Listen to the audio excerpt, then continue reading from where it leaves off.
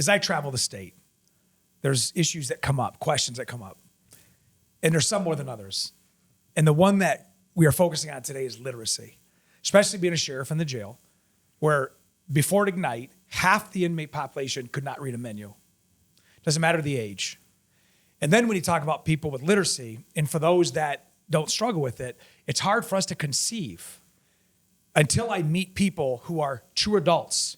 And I saw and was part of a documentary called, when it comes to reading, The Truth About Reading, that there's so many people that struggle with it. That's why on today's Working Class podcast, I have a friend, a literacy advocate, Shannon Toma, who started her career, and I'm not even going to say the year, but I'm going to say something that people are going to remember, Y2K. Absolutely. Y2K. Before we get into it, do you all remember what you're doing to prep for December 31st, 1999 in Y2K? Yes. I was actually at a concert. Oh, right. You didn't care? That's awesome. It was going to be all right. What concert? Metallica. What? Actually, I know, What a right? way to go if the world ended. Yes. It was a lot of fun. I saw Motley Crue, but I have always wanted to see Metallica. Yeah. Where they just, obviously you're talking 26 years ago, but Right. they were amazing. Yes, absolutely. What's your favorite Yes. Metallica song? Oh, geez, I don't know. I mean, yes, I liked Metallica. They were a lot of fun. But if I have to pick a favorite concert or a favorite band, it would be Bob Seger. Really? And like everything of Bob Seger is amazing.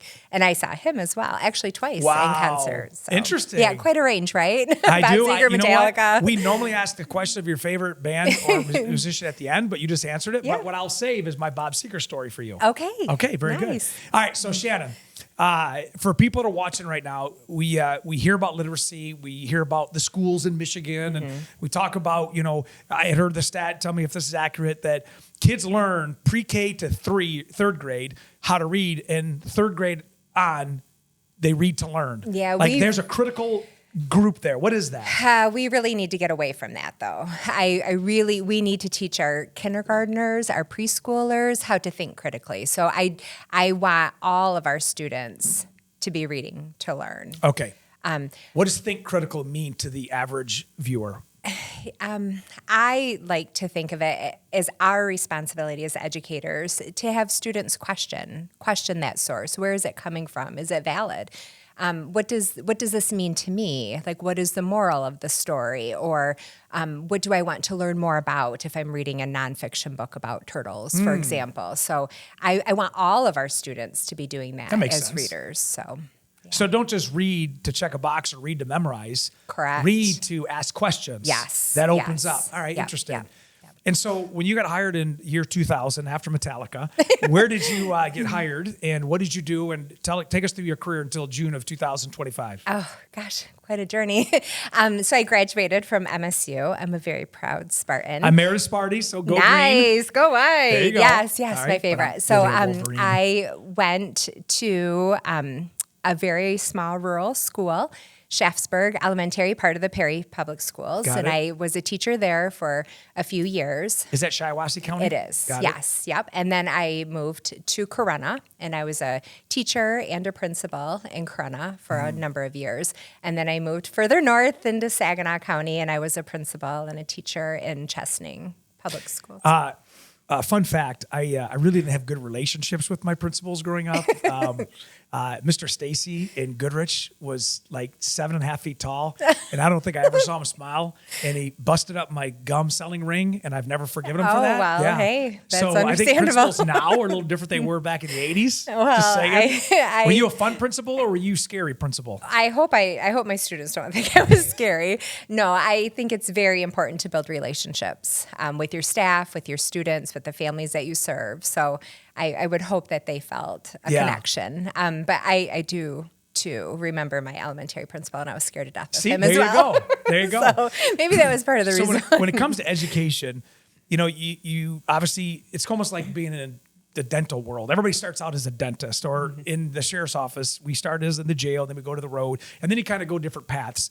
Is it a number of teachers who want to be principals, or is it a few that want to be principals? And then what makes it, a transition from teacher to principal to superintendent? How does one navigate that? I never had an aspiration to be a principal. That was never like a goal or a dream of mine. My beloved principal that I worked for, Sean McLaughlin, saw something in me that I didn't see in myself. And he and I would love to talk about like the latest research, or, we would do book studies with the staff, and he could see. This was at Corona. Yeah. Okay. Yep. And he's the one that encouraged me to look into that role. I guess I always saw myself as like a cheerleader, but as a principal, I think you need to be a cheerleader. Mm-hmm. You need to support your staff, and you need to work together to form a goal or a vision for the building. Mm-hmm. And Sean instilled that in all of us to see where we wanted to go as a staff. And I was able to do that with the buildings that I served. And it was very rewarding. I really, sometimes I think, I actually stepped out of that role and now I'm serving as a literacy consultant. But there are things that I do miss about, being a leader in the building. As a principal, what is like the biggest struggle or obstacle you ran into that you didn't think about moving from teacher to principal? And you were elementary principal, right? Yeah.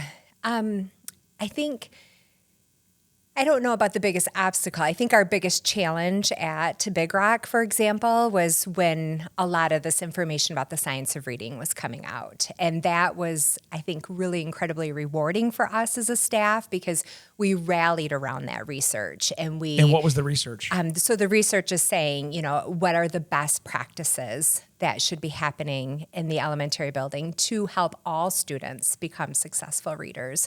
So we dug into that research, and the research is not new. It's been actually out for over 50 years, and it's from many different fields of science. So like neurological science, and, actually even optometrists have done research and, are helping us identify those best practices.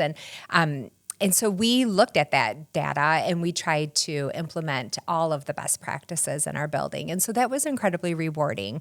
But, we want change to happen fast, and it's a slow process. So it was a challenge to get it off the ground, but you saw the rewards by sticking to it. Absolutely. All right. So is that what's not being done in Michigan schools, that everybody is, focusing on the 44th out of 50 in literacy?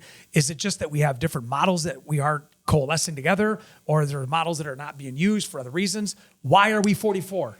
Well, I think, if you listen to the podcast Sold a Story, you will see that a lot of what happened when I was early in my career, companies were selling us products that were not immersed in best practices. And so we didn't have a lot of the tools. We didn't have a lot of the research at our fingertips like we do now to make those sound decisions. And we're seeing that change. And I am very proud of our state that we have put so many resources into professional development for our teachers. So like the entire elementary building in Chesaning has been through, or is currently going through, letters training. And so our state said, we're going to invest millions of dollars in this professional development, and teachers are doing it on their own time, and many without any type of stipend. And what is that development for literacy that you said you use? Letters? Letters, yep. And it is about a 2-year commitment that teachers are doing outside of their working hours to understand and to, Is that the fix? What is the That's part of it. I think, what is the one solution that we're not doing? Well, I think we are making gains. It's slow, and that's what's hard.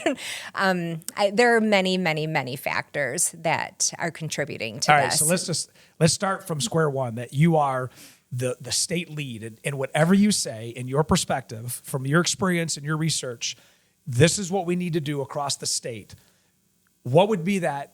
Starting from when you do it, what the system is, how do we sustain it, how do we make sure that's scaled throughout 1.5 million students in Michigan? Well, I think many of the things that we are doing, so encouraging, I would like to say mandate, but we can't say mandate, all people to be trained in all public the science schools. of reading. Got Absolutely. The science of reading. Yes, including our college students. So I think colleges need to be your 2-year programs, your 4-year degree. Mandating this. Okay. Like we have to understand. I think the PA 146, the dyslexia law, is going to help, making sure that the curricular resources that we are using are aligned to this research. Are we using tools that will help our students who are with dyslexia or who are with a learning difference? I think that's a part of it. I think, another piece of it is encouraging people to become teachers. Yeah. That is a huge, huge crisis as well. And we've seen it coming. Before we get to that, when should the science of reading be introduced to a student in Michigan? Preschool. Yes. You're talking 3 and 4 year olds. Yep, and playing with sound. So it's a lot of phonemic Give me an awareness. example, playing with sound. I say the word bat. You say the word rat. Do they rhyme? Playing with rhymes, playing with words. Breaking words into syllables. A lot of nursery rhymes. Kids are coming to us and they don't know their nursery rhymes. And so playing with words. So the answer is old school reading technology. And just reading books. What? Put the technology away, please. Please put the cell phones away. Please put the iPads away. Do you think all teachers agree with that? Oh, 100%. Nothing breaks my heart more than when you are at a restaurant and you just happen to kind of casually look around and see the families. A family. They're not talking. They're not talking. I saw the MEA actually endorse the cell phone restrictions in public schools, saying, hey, our teachers are struggling with this, and it's diverting their attention on what they need to do. 100%. Wow. But even my preschool staff that I worked with at Big Rock would say that, trying to engage students in a read aloud is challenging now. That used to be the best part of the day, just sitting down on the carpet and, having a conversation about a book. That was my favorite part of the day. Yeah. I can still hear the plastic wrap with the tape on the inside cover of a book cracking open. And literally, I remember, the smell of a book. Even like newspapers, where print newspapers, you would smell that. Yes. There's a physiological response to that. We've moved away from that, where technology was supposed to help us, but it actually hindered us. Do you agree? Right. I do, 100%. There's nothing better than the Scholastic book order forms that would come out. That was a great day when that came in. It's almost like getting the old Toys R Us magazine. Absolutely. As a teacher, you talk about the science of reading, and we're making good progress, but how far away are we, and how do we move? Let's just say 10 points from 44 to 34 in our 4th grade reading assessment. And would you explain too, by the way, what NEEP is and that testing, NEAP, in the 4th grade reading, and why that's so critical? Well, I kind of want to go back to an earlier question when you talked about like what other steps can we take. Yeah, okay. So I think coaching is a big part of it. Right now I'm servicing a school district as a literacy consultant, and that is a big piece of it. And I know you are familiar with the Mississippi model, Mississippi Miracle, and but I think they have a good blueprint on some things that they have put in place. So it is coaching. It is that professional development. Bringing back retired teachers? Well, I retired for a week in June and I came back. I'm not done. I'm not ready to give that up. But I think, having some strong models in the school are really important. And I think, in just immersing people in these best practices is so critical, so critical. But our young teachers that are coming out of college, they have to have these skills. Yeah. They have to understand these assessments. They have to know if a student is coming to you with a learning difference, what kind of assessments can you use, and what does that data tell you to drive your instruction to close those gaps? Are most school districts, I think there's 537 districts in the state of Michigan, are they most in line with this process of the science of reading platform, or is there 537 different models? Well, I can't speak for all of them, but I would say that we are, with the law that's coming out, there will be mandates in place. And so I think maybe some schools may be a little slower jumping on this information, but everybody's going to get there real fast. I mean, the state is, publishing curriculum that is doing aligned. exactly what you're saying. Yes, absolutely. So you will have to choose from one of these tools. Yeah. You will have to choose from one of these programs. And parents will be wanting to know what program is my child using.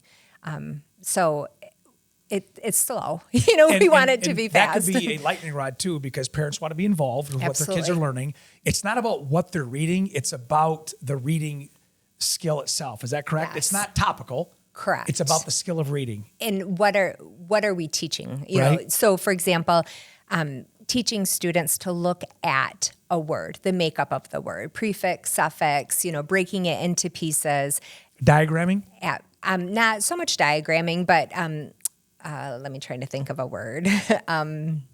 Untie, for example. Okay. So you see the word tie, you see the prefix un. Right. So looking at those chunks, and as a student with dyslexia, they need to be specifically taught how to break those words apart. Wow. And that was not what was happening 20 years ago when I started in the field. All right. So this is a fascinating conversation because I feel like there's a lot of people that are wanting to ask the questions that I feel like I'm wanting to ask. So I appreciate you doing these. In the first, we're going to get to the untie in a minute. So my question is if we are on the right path to increase our literacy, how long is it going to take for us to see results? If the curriculum's coming out that is going back old school, right? Yes, probably old school, but I would say I'm not quite sure even I was taught like these specific skills. Like we're teaching students letter relationships, meaning so which consonant would I use at the end of a word if the vowel is a short A sound? Like I was not taught that. Right. Yeah, So there's specific rules that are being taught. Yeah. And our students with dyslexia need those rules. These rules, though, will benefit all students. Got so it. that's the difference. Okay. So it's not that we're teaching just these specific little things to students with dyslexia. We're teaching all students these rules. Students with dyslexia need these rules in order to be successful readers. Whereas before they were probably not given the tools. Correct. Correct. You didn't teach that back in 2000 because you weren't taught to teach that. Absolutely. Excellent. So again, before I get to the untie, what is the projected year that we should see a uptick with us coming from 44 to even 43? I mean, can we do it in 18 months? Can we do it in 5 years? Well, I don't know that information, but I would think that it will be coming quicker, especially when by school year, I believe 27, 28, these laws will be in place. Okay. So you use the term dyslexia quite a bit. So for our viewers, take 2 examples in the word untie. How would you teach somebody who does not have dyslexia to break down or untie that word? And how would you teach somebody the exact same word and how to break that down who has dyslexia? Well, that's the thing. So we're going to teach students how to attack a word attack skills. Okay. Now, word attack skills are critical for our students with dyslexia, but all students will benefit from this. So that's the difference. So now word attack skills becomes very important. Phonics is a very important part of this. It's not everything. Yeah. There's many components to reading. But that the phonics piece is the piece that has been missing for a lot of our students. So going back to the untie example, if I were to look at a word with dyslexia and you were to teach me how to read that word, would you say UN means to undo? It means to take apart. And the word tie could be either a tie or a tie. And so do you explain it? And that's where somebody who has dyslexia understands, is you break down the word itself. And by doing that, those who don't have a dyslexia will pick it up already. So you almost attack the bigger learning curve, which will have a greater impact on those that don't have that struggle. Is that fair to say? Yes, the untie is probably a terrible example other than morphology. Yeah. Morphology is a very important piece. So understanding words, so prefixes, suffixes, what do they mean? All of that. That helps somebody with dyslexia. Well, it helps all of our students. Right. But yes, and it's very critical for our students the older they get as well. So that becomes a very important piece in 3rd grade and 4th grade and 5th grade, especially when you are entering, untie is a very poor example, but like a word that has a suffix or a prefix, when you enter science and social studies curriculum and understanding the morphology piece. So like what does that mean? Yeah. So if you're looking at a large, science word that you're not familiar with, is there a prefix or a suffix that you understand? Right. Or, part of like the word morph, what does that mean? I I've been on faculty at the University of Michigan Flint for 28 years, and I teach a number of classes in public health. And I actually have 2 classes right now on medical terminology. Yes. So we teach that exact absolutely. process Yep. that anything with an A means that it doesn't exist. So if I talk to you about being asymptomatic, it's no symptoms. Or if you, at the end, have the word suffix itis, it's an infection of some sort. So whether it's meningitis, Yep. then we know it's okay, so that higher ed Yes. level of teaching, that is what needs to be done at the pre-K level. Maybe not so much pre-K, Not but not the word, yes. but just that whole process of breaking words down. Absolutely. The sooner the better. Absolutely. Got it. Yes. But that meaning piece is critical when our students, like you said, read to learn, when they start entering 3rd and 4th and 5th grade, and they're immersed in all those science terminology pieces that they don't understand. Because they weren't taught that. Right. And that's been the missing piece. It's one of them. Yes. All right. Before we get into phonics, can you explain, how does somebody who has dyslexia look at a word different than somebody who doesn't have it? Well, it's a neurological disorder, and they have a very hard time hearing individual sounds and putting that sound letter correspondence into action. So that's where our phonics piece is so critical. Got it. As early as we can intervene, And how soon do they get tested? Every student get tested when it comes to, do they have a reading, you call it not, what's the word? A reading, or I call it a reading difference. I don't like to call it a disability. I agree. So, it's a much more humane and absolutely. They will learn. Yeah, it's going to take them. I like that. Yes. That's the first I've heard that, a reading difference. So when do you test for people who might have reading differences? Well, our kindergartners come to us, and when they enter, we do a battery of screeners on our students. The state requires that we do benchmark screening on our students 3 times a year. Every school district does this.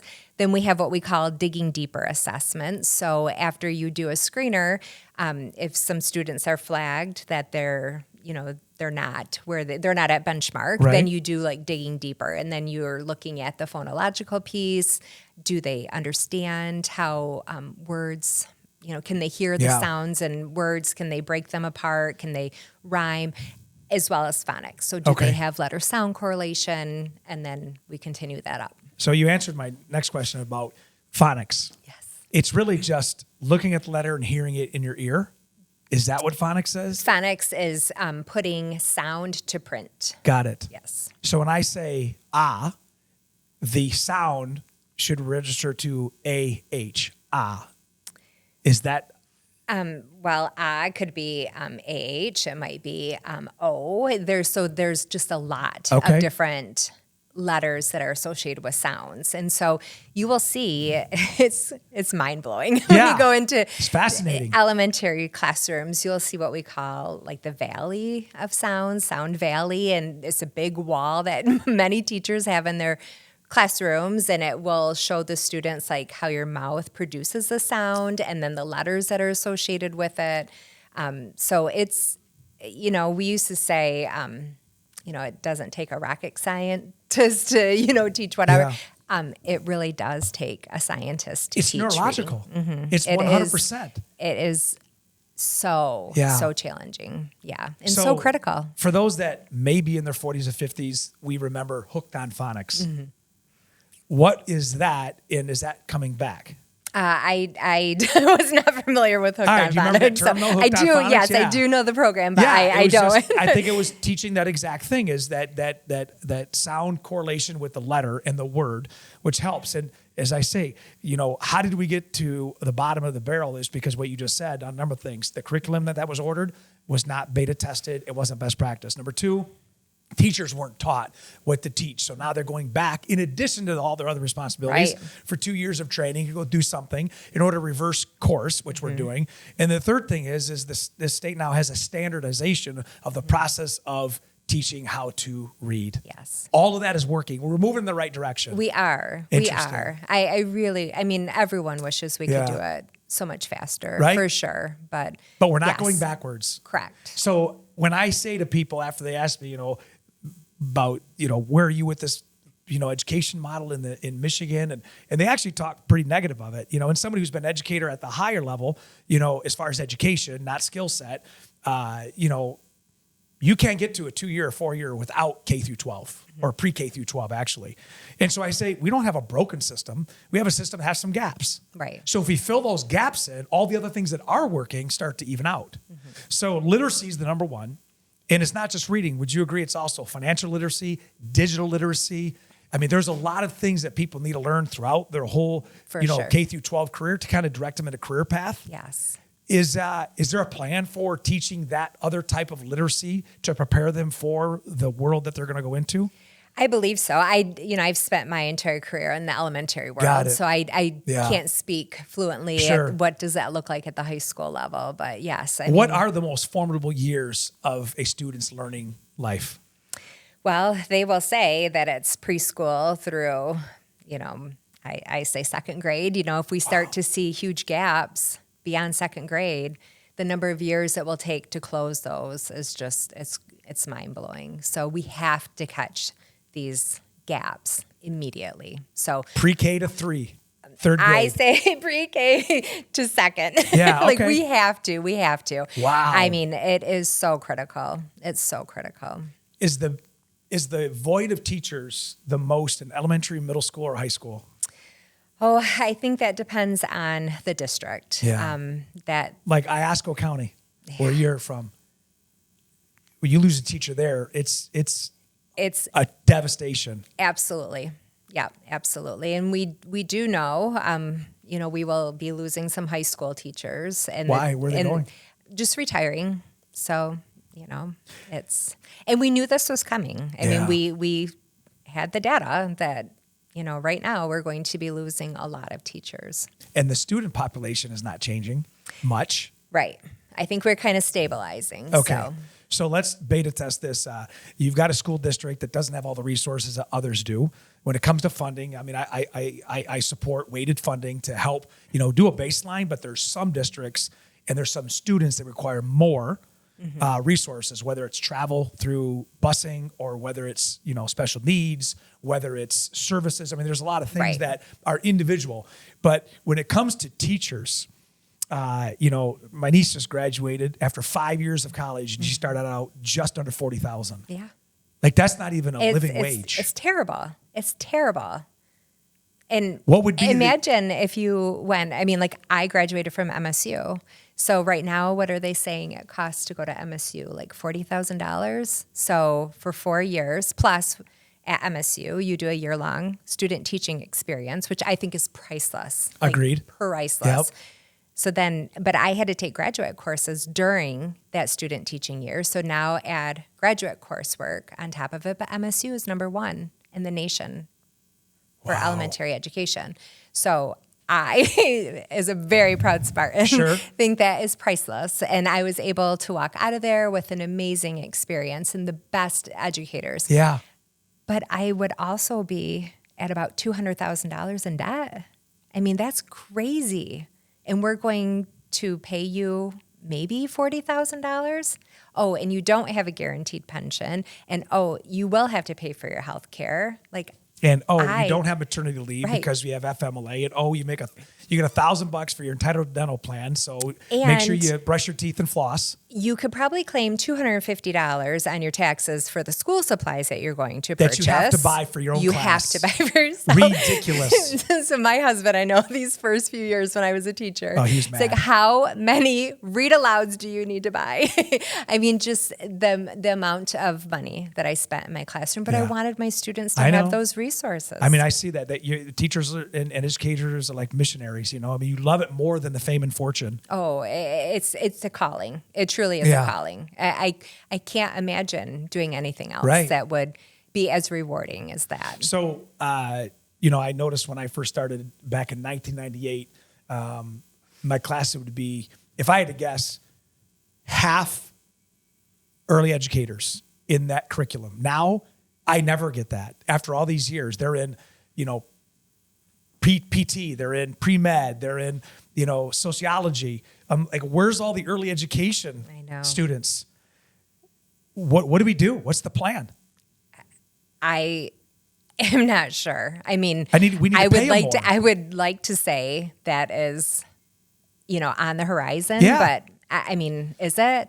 I mean, Yeah. the second you say that, then you have people say, "Oh, well, you have your summers off." Well, I don't really.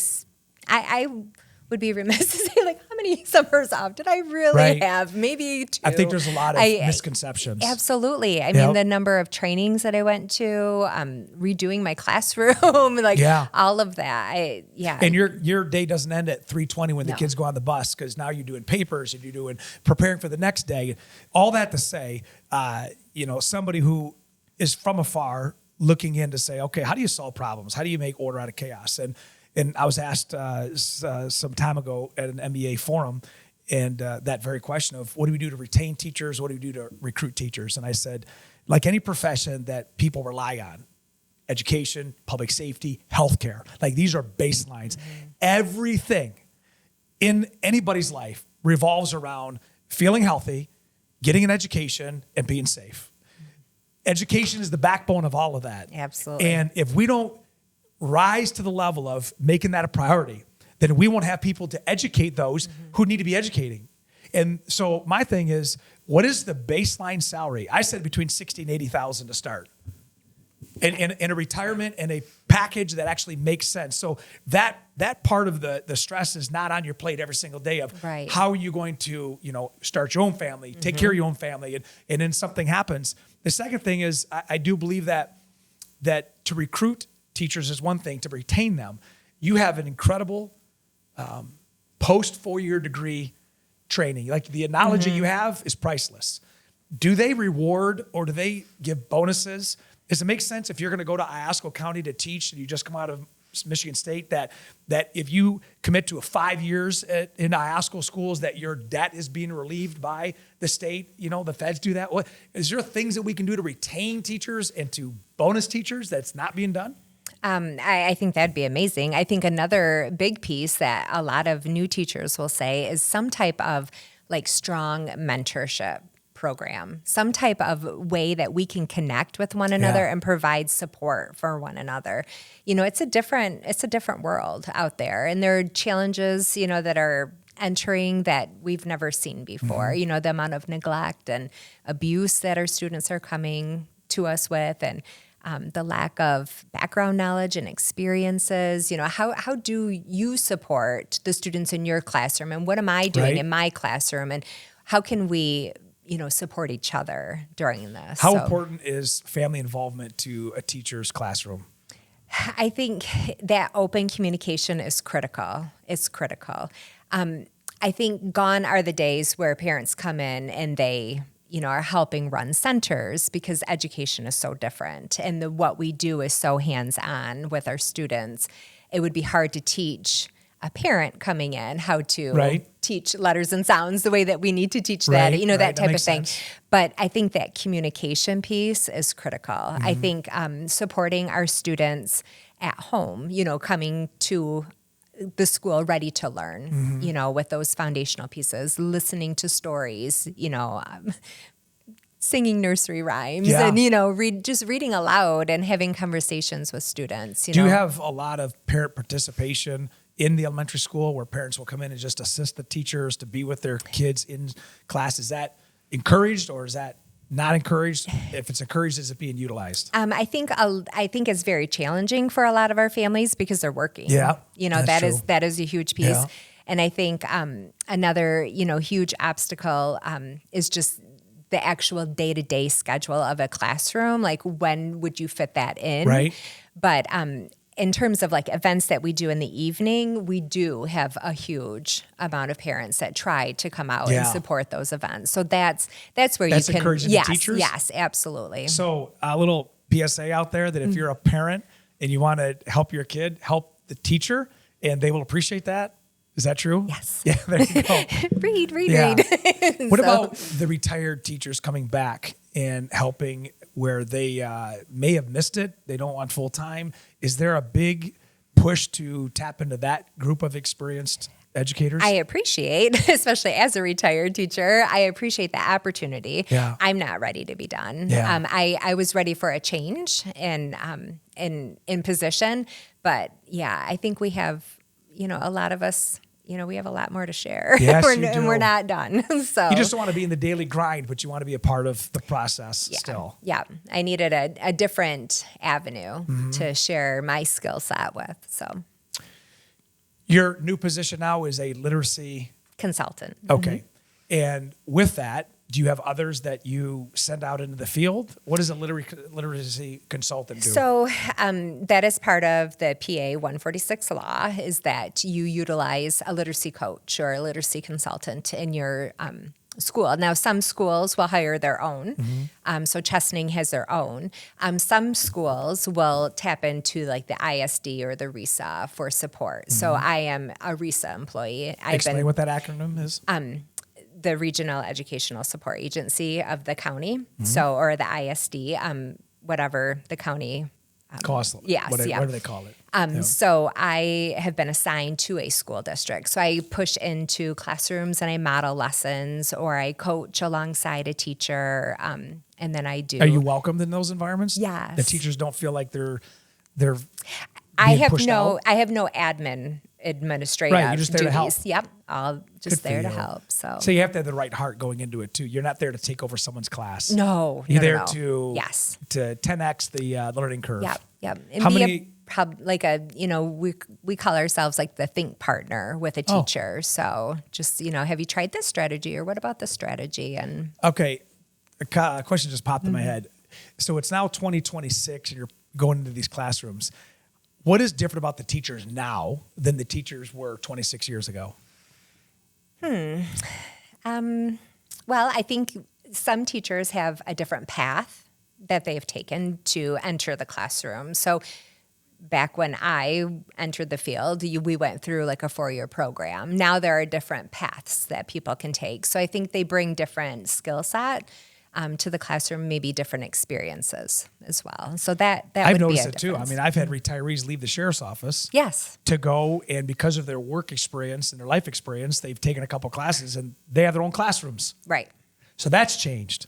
Yes. I think there's a benefit to that, to create more of a pool of teachers. Is that frowned upon, or is that appreciated in the teacher world? I think it's, absolutely acceptable to Yeah. have, teachers from different skill sets or Yeah. different, realms, come in to the school Yeah. setting. But I think with it comes some challenges, and that's where that partnership, that mentoring Right. comes into play. How critical are paraprofessionals, also known as parapros? We could not do our job without our parapros. We could not do our job. There's no way. There's no way we could close the gaps without them. And what do they do are to help a teacher? Critical. Absolutely critical. What do they do? So they are on the front line servicing those students and, providing those interventions that you and I talked about. Yeah. So absolutely. We couldn't do it without them. And do you know their average pay is $15 an hour? If they're lucky. It's terrible. Absolutely terrible.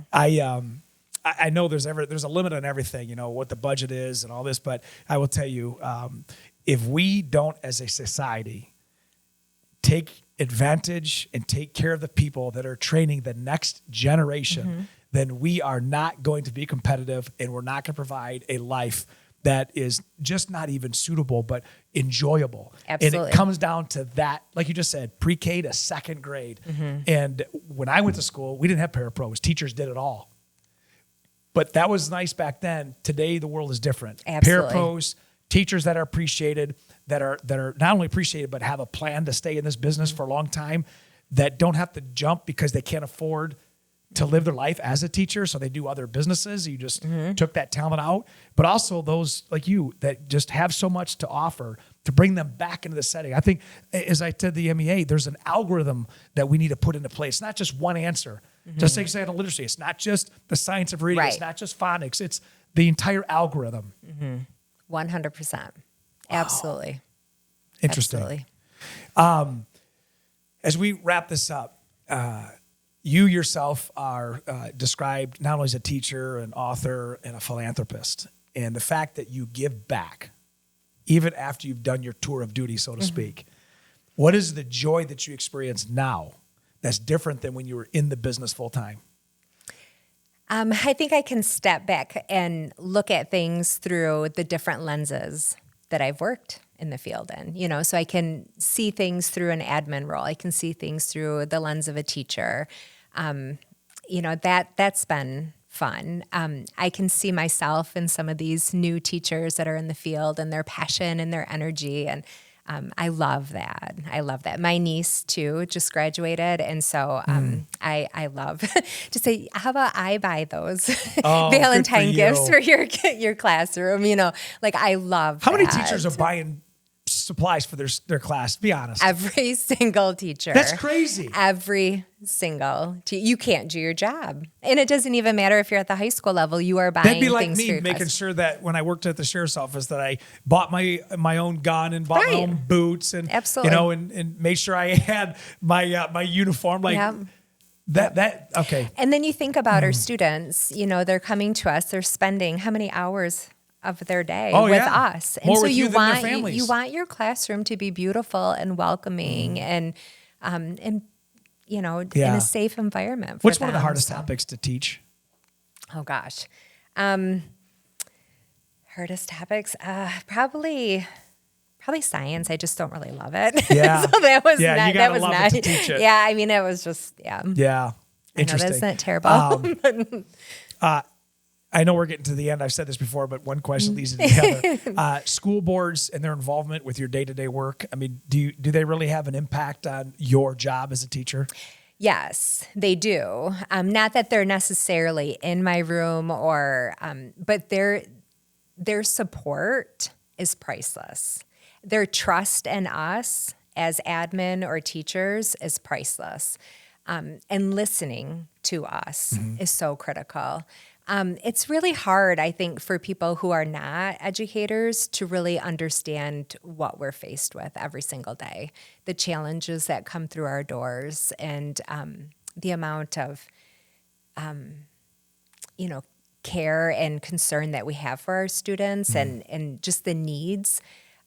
So when we share our thoughts, it's so important that they listen and trust what we're saying. Good point. Same thing with the superintendent of a district. Oh, yeah. Absolutely. You really got fired they up on that one. get a little bit fired up on Yeah. that. Absolutely. It's You've not always seen that? Nope. And that's disappointing. They've crossed the line from teacher to many times principal to superintendent, and then they forget perhaps? That is something that I believe very strongly in. When I served as a building principal, I was the first to go in and sub for a teacher if we were short subs. I never wanted to lose sight of what it meant to be a teacher. I did not want to forget those day-to-day challenges. I think that is so critical, so critical. And I think that should play true for a superintendent as well. I think you should be in there and just step out of that room and go into a building and see those day-to-day challenges. And as a principal, how much input does a superintendent have over your day-to-day operations? Fortunately, they can have an awful lot. That's right. Yeah. It can be pretty much pick up a phone and tell you how you're going to problem solve that situation. So. And I will tell you, I mean, the topic that we're talking about also includes our transportation workers, our facility workers, our cafeteria and food service workers. How about our office managers? Office managers who got to truly, deal with the phone calls. They truly run. They run the building. Yeah. Like, I get the credit for running the building when I was a building principal. Absolutely not. It's the office managers. Yeah. And my office managers, I could not say enough about them. True angels on earth, and saved me more times than I can Right. count. Hey, Shannon, you're about to go off the cliff. Absolutely. And that's great. So absolutely. To all those that are out there that don't get the attention that many times teachers, principals, superintendents, and certainly school boards do, you are vitally a part of the whole system. Absolutely. I know I said this before, Mrs. White, my bus driver in Goodrich schools, I had what I thought was a good report card. She confirmed it, but my dad didn't see it quite that way, and it led me to summer school. Oh. Yeah, Mrs. White, I appreciate that, but my dad didn't care. Yeah. Those are usually the ones that they are schools first, Right. getting those buses all warmed up and going out there at 6 Yeah. in the morning and I know. getting up at 5. And, Yeah. Oh, my gosh. All right. Yeah. Well, I just want you to know that this message that you're given is going to go to people that are going to be encouraged and inspired. So I appreciate that. I appreciate the fact that you did not lay down your sword. You picked it up to go and continue the fight. I can see it. You just still love what you do. There's no end in sight for you. I mean, I can't see you just, retiring in 2 years and thinking, you're going to go do something else. Like, this is going to be a long-term commitment. I have heard what you said. I believe in what you do. And we're going to do a lot of good things for a lot of people that unfortunately probably haven't been done or taken serious. And we're on the right track, but I believe in the system. Now, as we close out, you already answered one question about your favorite band, which is, obviously not, No. It is good, Metallica, but Bob Seger. Right. I was able to connect with some other friends because Jelly Roll's musical inspiration is Bob Seger. Oh, and Bob really? Seger being from Michigan, when Jelly came to a concert in Michigan in 2025, I was able to connect Jelly at Bob's house. So I was sitting at Bob Seger's kitchen table, watching these two guys talk and laugh for about an hour and hear his voice and then listen to, Night Moves and all these different songs. And, it was just like iconic. He really is that guy. And I'm glad when you saw him, he puts on a great concert too, like a 2-hour concert or more. Yes. And just, that's a sign of a true artist when they sound just as good live as they do on the radio. What's your favorite Seeger song? Gosh, I don't know. I have so many. And that's the thing about his music is that every song takes me back to like a specific memory. I don't know if I could just pick one, but yeah. That's great. Yeah. What's your favorite food of all time? I don't know if I really have a favorite food. I guess, I don't know. Maybe I would just probably, I say that and I think, what about my other grandma? Both my grandmas are like amazing cooks, and my mom is too. I absolutely hate cooking. My mom will tell you that is her skip the generation. Yeah, for sure. Shannon's not got this skill. No. My cousin and I always joke that our husbands married us because they thought that we would be as good as like our major disappointment. So disappointed. No, I hate the kitchen. I hate everything about it. So if I could have one luxury in life, it would be to hire a chef to cook for me. All right. Yeah. See, my wife doesn't mind cooking. She just hates the grocery store. I love the grocery store. I go there to visit the grocery store. She knows that. Yeah. But I do feel your passion on that. Yes. So what restaurant would you go to if you had to go and pick a restaurant? Java Joe's in St. Ignace. All right. That didn't take long. The best breakfast you'll ever eat in your life. Now, breakfast over the bridge. Yes. Yep. And to the right. Yep. Right on the right. Little tiny coffee shop. Like the Seriously. sweetest people in the entire world. Right. The best breakfast. Java? Java Joe's. Is it open 24/7 year round? No, it is not. It's seasonal?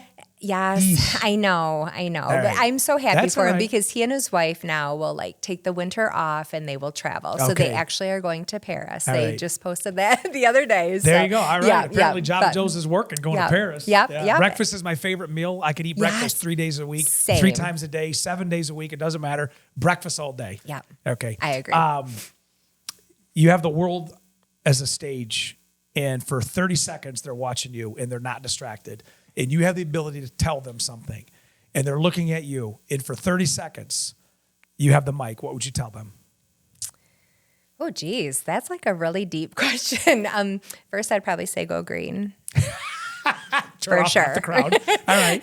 Then we'd probably do the fight song. Yeah. And then I would absolutely stress the importance of reading. If I could instill one gift in a student, it would be to find that joy and passion in reading. I think there's just so much that comes from that. You can find peace, you can find lessons, you learn information. It's critical. It's critical. Yeah. It's the gift that my parents gave to me, and I wish I could give that to everybody. That's cute. That's great. I tell you as we end, if you're thinking about now your past, and I'm willing to bet the majority of people watching and listening right now can think about a seed planter in their life. Mine was Mrs. Olivet, Mr. Williams, Dr. Avon Burns, Ellis Perlman, all educators.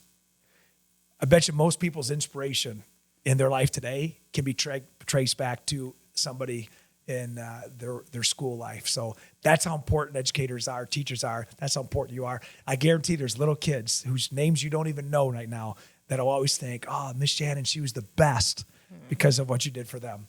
Wow. So congratulations on a stellar career and more to come. Thank you. Thank you.